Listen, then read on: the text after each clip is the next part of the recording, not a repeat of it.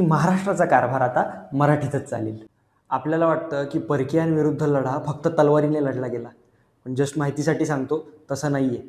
छत्रपती शिवाजी महाराजांनी असा लढा दिला जो आपल्या फाईल्समध्ये अजूनही जिवंत आहे. त्याला म्हणतात राजव्यवहार कोश. त्या काळात प्रशासनामध्ये अरबी आणि फारसी शब्दांचा खूप जास्त समावेश होता आणि महाराजांना हे मान्य नव्हतं. महाराजांना वाटलं राज्य जर आपलं आहे तर भाषासुद्धा आपलीच असायला हवी. त्यानंतर महाराजांनी विद्वानांना एकत्र केलं आणि या परकीय शब्दांसाठी मराठी आणि संस्कृत पर्याय शोधले. किल्लेदार ऐवजी दुर्गपाल, मुजुमदार ऐवजी अमात्य असे शब्द आपल्याला शिवरायांच्या राजव्यवहार कोशाने दिले. हे फक्त शब्दांचं भाषांतर नव्हतं, तर हे परकीय मानसिकतेविरुद्ध केलेलं एक मोठं युद्धच होतं. आणि ह्या शिवशाहीचा वारसा पुढे चालवला आपल्या आधुनिक महाराष्ट्राने. 1 मे 1960ला महाराष्ट्र तयार झाला, पण प्रशासनातली परकीय शब्दांची ती ओढ अजून संपलेली नव्हती.